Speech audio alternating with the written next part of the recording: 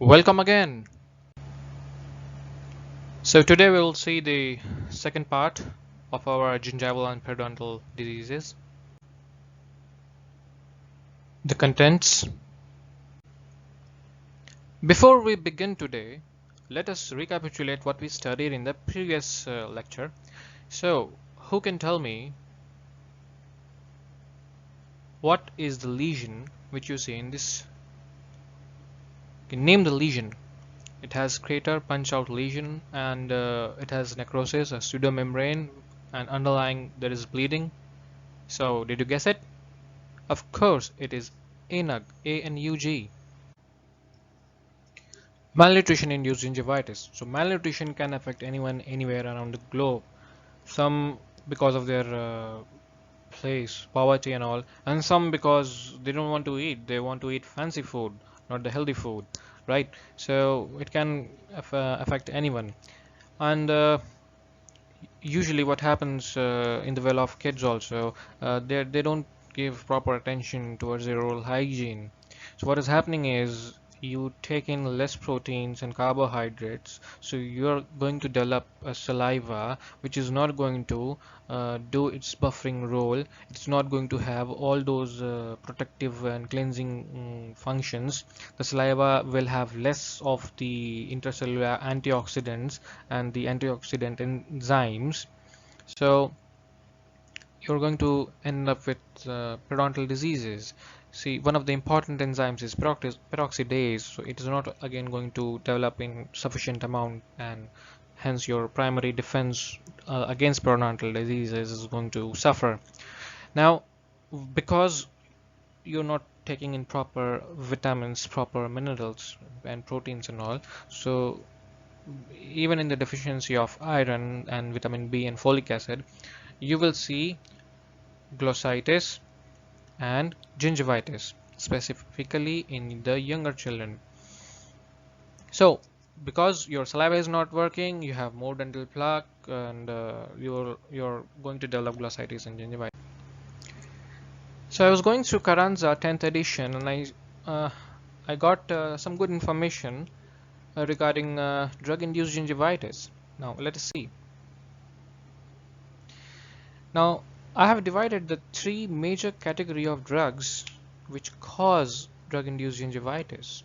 First and foremost being the antiepileptics, and the main drug is phenytoin, the generic name. Similarly, we have calcium channel blockers and immunosuppressants.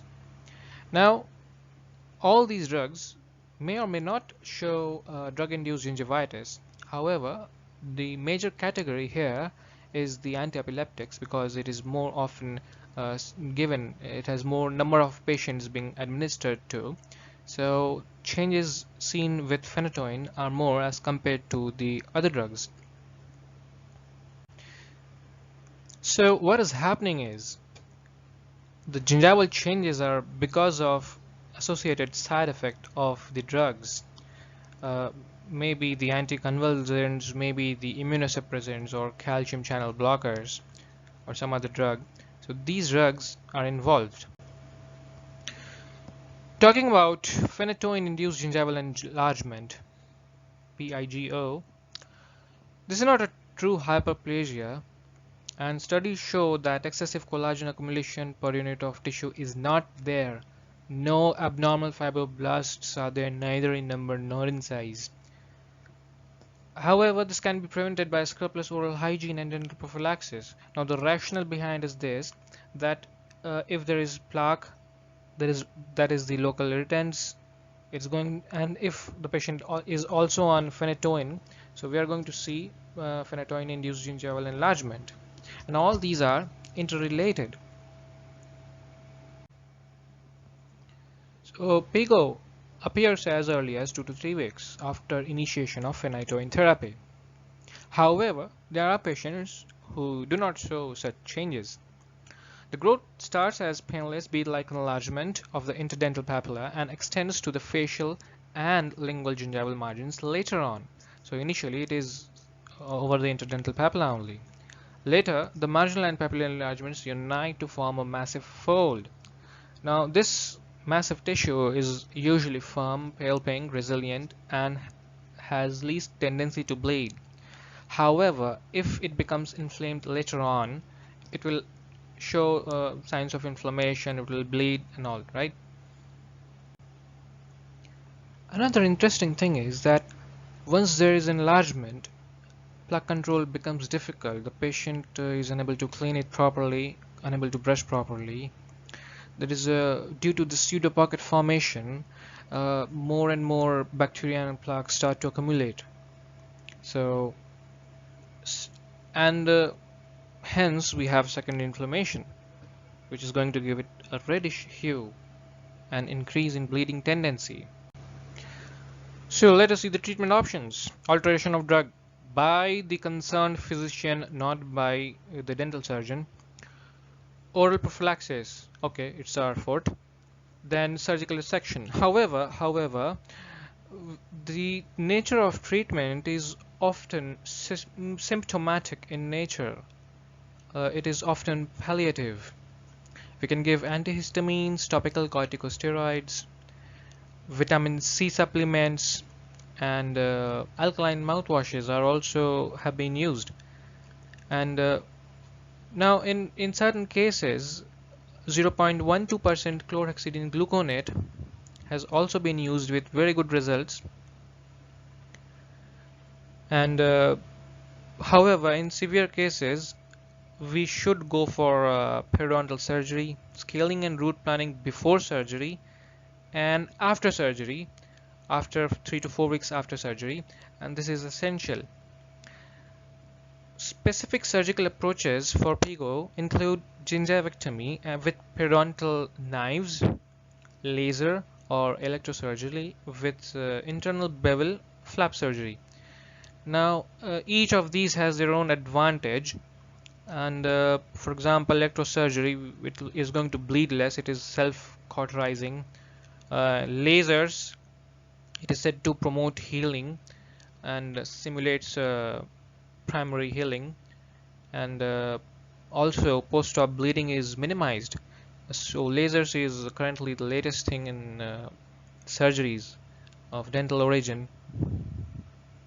And some literature say that we can also give pressure appliances after the surgery, even before the surgery. And one study also indicated we can give folate therapy. They started giving the systemic folic acid supplementations, and it helped the patient in a great way. So we can try that also. Can anyone guess what this is? Next is plasma cell gingivitis. It is a condition appearing as generalized erythema and edema of the attached gingiva, often accompanied by chylitis or lip swelling, or glossitis, that is tongue swelling. Gingiva are involved, and certain times when lips are involved, it is also called as plasma cell orofacial mucositis or plasma cell gingival stomatitis. So in the insert you can see the plasma cell, it's a schematic representation. Now this is the clinical picture of plasma cell gingivitis.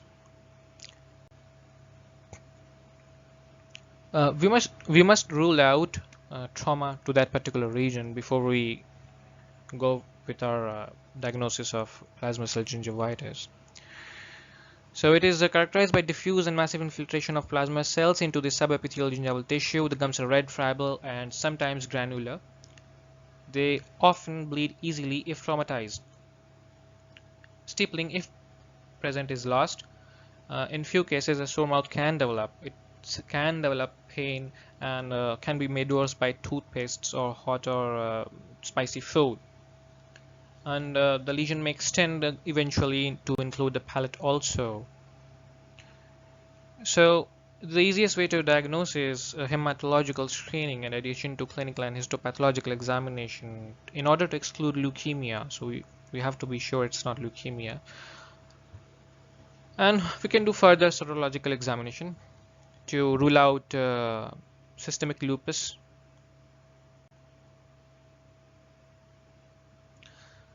Now, if it is caused by certain causative allergens or antigens, uh, we can prevent them from being exposed and hence it will stop. Tacrolimus or clobetasol propionate have also been used to treat plasma cell chylitis and plasma cell gingivitis. Tacrolimus is one of those anti-rejection drugs, and the second one is a type of locally applied corticosteroid. And of course, we have to have our professional oral hygiene procedures and the non-surgical periodontal therapy. Next is periodontitis. So most often we don't see periodontitis in children. However, children who are neglected, they do show periodontitis. So it is not a thumb of rule that you won't find it. You will find it in certain cases, and in certain you will not. So periodontal diseases constitute a group of conditions that are considered nowadays ubiquitous among children, adolescents, and adults. Now, it is definitely less seen in children as compared to our adults. Periodontal diseases includes any inherited or acquired disorders of the tissues that are investing and supporting the teeth. Types of periodontitis in children and adolescents. Early onset periodontitis. Now, in older texts, we come across these terms: early onset, localized form, generalized form, prepubertal category that have both localized and generalized forms. These were generic terms, and the latest classification has removed them. So for academic purpose, you should know them, but for practical purpose, it is quite obsolete.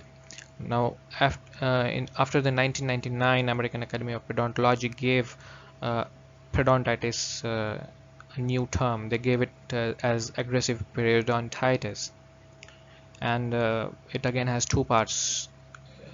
It can be localized aggressive periodontitis. It can be generalized aggressive periodontitis. Some texts, some reports, so the older ones, they say, okay, let's differentiate into prepubertal, juvenile, rapidly progressing, and adults. However, this is the since 1999, the MAP is following this pattern. So let us see the common features of localized aggressive periodontitis and generalized aggressive periodontitis. So we have the periodontitis, which is having the following features. One, no contributing medical history, rapid attachment loss and bone destruction, and familial aggregation of cases. Localized aggressive periodontitis, it is characterized by localized loss of attachment and bone around permanent incisors and first permanent molars. Prevalence is 1%. It is linked to presence of Actinobacillus actinomycetum comitans. So this is the main organism behind all this issue. So once this organism is eradicated, this bacteria is eradicated, the things will be under control. So we can have antibiotic therapy, we can have all these scaling and root planning stuff. Coming to generalized aggressive periodontitis, if it affects the entire dentition and is not self-limiting, and it is seen in adolescents and teenagers, characterized by generalized interproximal attachment loss affecting at least 3 permanent teeth other than incisor and first molar.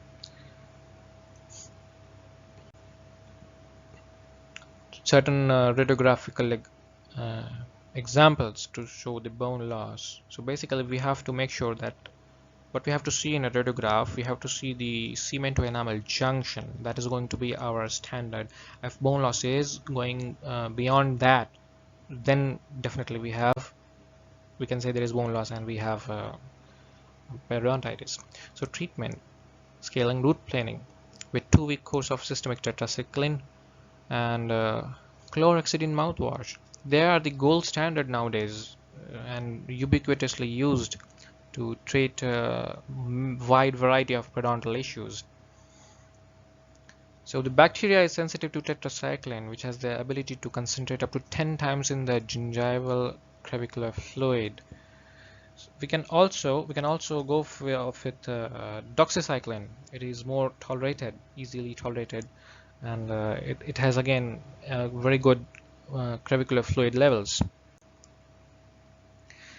We can also give a combination of metronidazole and amoxicillin 3 times a day for 8 days. The dose will be determined by the weight of the patient. A more radical approach is to undertake flap surgery. Yes, we do flap surgery in children also if indicated, if it is required. So we just excise out all the heavily infected tissue. And once the surgery is done, we can go with the antimicrobial regime.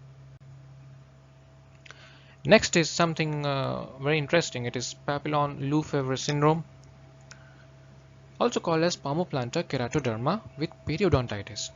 So it is definitely a genetic disorder caused by the deficiency of cathepsin C gene. Now, I don't know if we can see in this image, but we can see hyperkeratosis within the palms. Look at the thumbs. It is visible there. So, characterized by periodontitis and palmoplantar keratoderma. Severe destruction of periodontium, which may lead to loss of primary teeth by the age of 4 years even, and most of the permanent teeth by the age of 14 years. Hyperkeratosis of palms and soles of feet appear in first few years of life. Hyperkeratosis of the sole. Severe loss of teeth, severe bone destruction, recession. Even the roots are exposed. So cause is genetic. It is autosomal recessive in nature, and let's see a schematic representation to show how it is autosomal recessive. Here, this one. So PLS patients are reported to complain about loose teeth. So this is going to be their chief complaint. They come to you, they're not going to say they have Papillon-Lefevre syndrome. They're going to say the teeth have become loose, they're deciduous tooth, and halitosis would be there, swollen gums would be there. Since swollen gum, food impaction, and definitely pain due to infection, secondary infection, pain during chewing. Multiple periodontal abscesses are common. So periodontal abscesses, multiple in nature, one indication. So progressing periodontal disease leading to tooth loss is a major trauma in these children. It's a psychological trauma also. So treatment is very important. Since 2006, people have started giving retinoids and antibiotics to successfully maintain the dentition. In the past, however, extraction was all that was done. Let us come to the other systemic diseases where we see periodontal problem. They are the diabetes, Down syndrome, hypophosphatasia, neutropenia, and leukemia. So we will be discussing about these some other time. And yeah, let's talk about chlorhexidine. I mentioned chlorhexidine, and nowadays it has become the gold standard in periodontal treatment. So prescribing chlorhexidine is definitely going to help in our treatment, whether we're giving systemic antibiotics or not.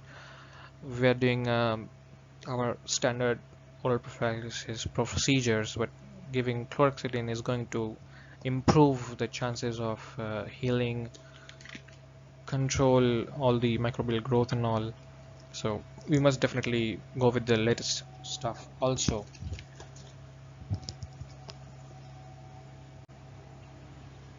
So before we conclude, next time maybe we'll discuss about chronic non-specific gingivitis. It is again a type of gingivitis seen during the pre-teenage and teenage years, and more so in girls. And gingival disease is modified by systemic factors, the puberty gingivitis and ascorbic acid deficiency gingivitis. So these for some other time. And to conclude, why is gingival and periodontal disease is important in children? Because number one, if we don't prevent it at a young age, we definitely are going to see severe periodontal problems at a later age. And most of the time, if there is some periodontal destruction in the child, there has to be an underlying systemic pathology, so it will act as an early marker towards investigating some underlying systemic pathology if present. So educating and motivating the parents and the children is going to help in maintaining the periodontal health. So that would be all for today. Thank you.